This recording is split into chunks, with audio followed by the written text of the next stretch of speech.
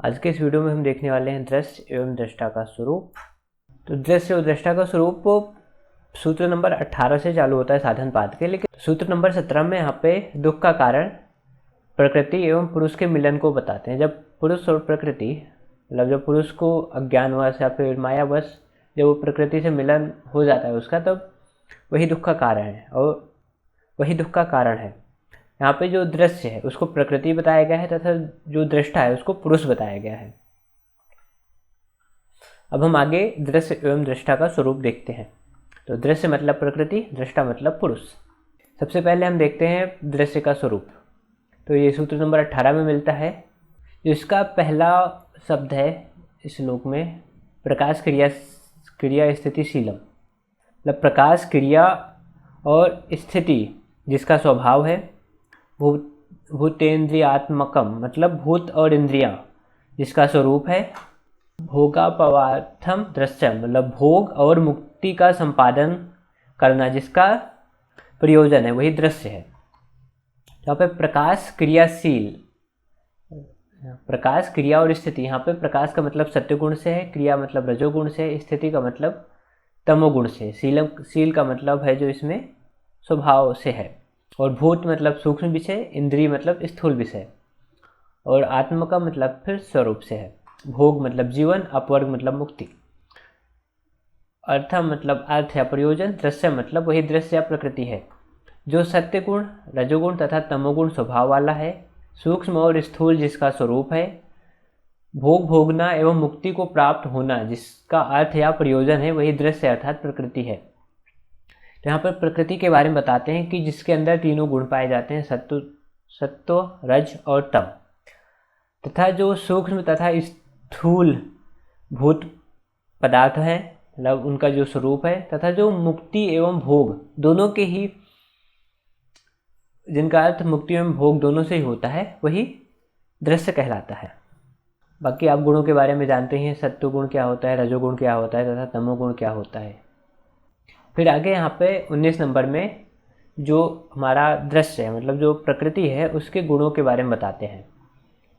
तो यहाँ पे विशेष, अविशेष, लिंग मात्र तथा अलिंग, इनमें इनके गुण को डिवाइड किया गया है। तो जो विशेष आता है इसमें हमारे 5 स्थूल भूत आते हैं। स्थूल भूत वही पृथ्वी, जल, अग्नि, वायु, आकाश, 5 ज्ञानेंद्रियाँ। 5 ज्ञानेंद्रिय हमारी आँख, कान, नाक, त्वचा, जो भी 5 ज्ञानेंद्रिय हैं। 5 कर्मेंद्रियाँ आती हैं।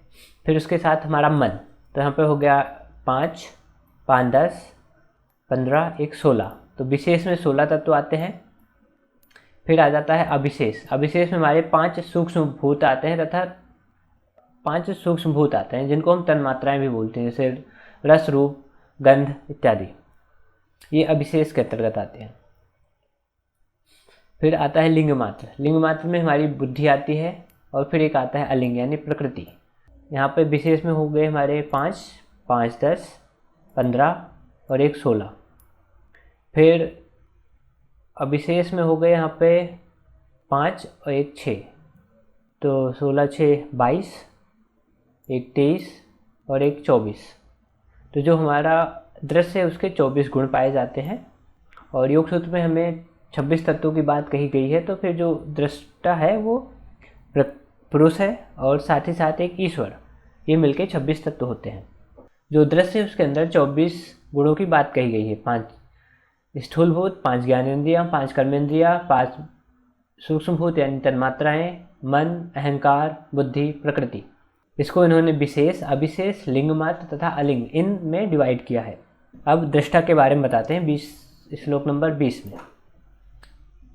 दृष्टा दृश्य मात्रो शुद्धो अपि प्रत्यया अनुपस्यः, मतलब दृष्टा देखने वाला अर्थात पुरुष, दृश्य मात्र चेतन अर्थात आत्मा शुद्ध। दृश्य मात्र मतलब चेतन अर्थात आत्मा, शुद्ध मतलब बिना किसी विकार या मिलावट के, अपि मतलब भी, प्रत्यय मतलब बुद्धि के संपर्क से, अनुपस्य उसी के अनुसार देखने वाला या मानने वाला है। जो चेतन मात्र ज्ञानवान देखने वाला दृष्टा है वह सभी विकारों जैसे अज्ञान तथा अंधकार से रहित होते हुए भी प्रकृति के संपर्क में आने से उसकी जैसी वृत्ति होती है उसको उसी के अनुसार देखने या उसी के अनुसार मानने वाला हो जाता है। मतलब जब दृष्टा जो होता है वो भले ही चेतन मात्र होता है, शुद्ध स्वरूप होता है, लेकिन जब वो बुद्धि के संपर्क में यानी विकारों के संपर्क में आता है तो वो उसी के जैसा अपने आप को भी देखने लगता है। जो हमने अभी दृश्य के बारे में देखा यानी प्रकृति के बारे में देखा, उसका सिर्फ प्रयोजन पुरुष के लिए ही है। मतलब उस दृश्य रूप प्रकृति का स्वरूप उस पुरुष के लिए ही है, उसका और कोई प्रयोजन अर्थात कोई उद्देश्य नहीं है। इस सूत्र में प्रकृति के प्रयोजन का वर्णन किया गया है। इस पूरी दृश्य रूप प्रकृति का निर्माण पुरुष के लिए ही हुआ है, इसका कोई दूसरा उद्देश्य नहीं है। प्रकृति स्वयं जड़ पदार्थ है, इसलिए यह ना तो किसी पदार्थ की उत्पत्ति कर सकता है और ना ही उनमें से किसी का उपयोग। तो जब प्रकृति है, जब इसका पुरुष के साथ मिलन होता है, जब उसका प्रयोजन पुरुष के साथ होता है, तभी चीज़ों का निर्माण होता है। मतलब जो भी हमने 18 में देखा था उसके गुणों के बारे में, वो सब जब ये पुरुष और प्रकृति मिलती है उसके बाद ही सभी तत्व, तन्मात्राएँ, ये सारी चीज़ें उत्पन्न होती हैं।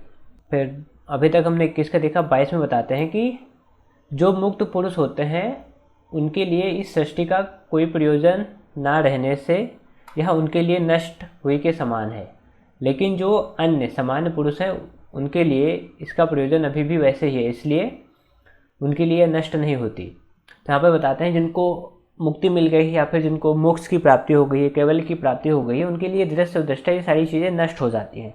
लेकिन इसके अलावा जो अन्य हैं, जो अन्य लोग हैं, उनके लिए अभी भी ये नष्ट नहीं हुई है, समान पुरुषों के लिए नष्ट नहीं हुई है। वो अभी भी इसी चक्र में, इसी अज्ञान में फंसे हुए हैं। तो यही था दृश्य एवं दृष्टा का स्वरूप। अब हम आगे देखेंगे सप्त प्रांत भूमि के बारे में।